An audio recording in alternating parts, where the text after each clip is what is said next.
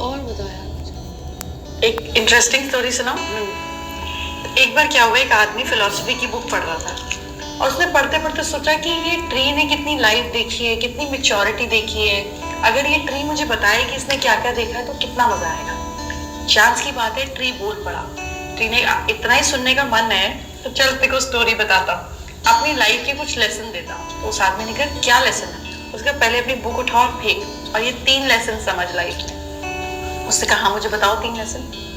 तो इस आदमी को ट्री ने बताया कि जब हम बहुत बड़े होते हैं, हम बहुत अच्छे होते हैं, हम बिल्कुल शेड देते हैं, फ्रूट्स देते हैं, तो लोग हमारे नीचे आके बैठते हैं। लेकिन जब हम आंधी तूफान में गिर जाते हैं तो जो इतना सा हिस्सा बचा होता है ना, आपका जुड़ा होता है ट्रंक के साथ में बाकी पेड़ का, उसी को आकर वही लोग काटते हैं जो आपके नीचे रोज बैठे होते हैं। उसे ये लाइफ का लेसन है कि कभी जिंदगी में गिरना मत, क्योंकि जब तक तुम खड़े हो तब तक तो सब तुम्हारी शेड का मजा लेंगे, जैसे ही तुम गिरोगे तो तुम्हारे नीचे वाले ही तुम्हें काटने आएंगे।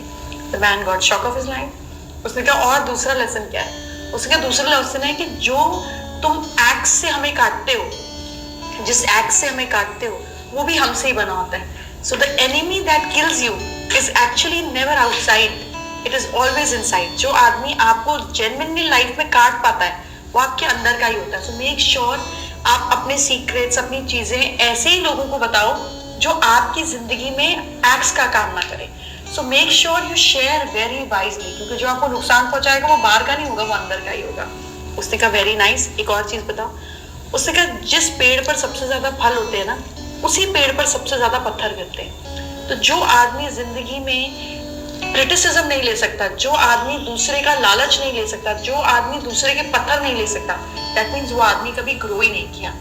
सो whenever you get criticism, jealousy in life, always remember कि तुम्हारे पास फल है तभी तो लोग पत्थर मार रहे हैं, अगर फल ही नहीं है तो किसी का इंटरेस्ट ही नहीं है। So he says happily take criticism in life because that is why you are a fruit bearing tree।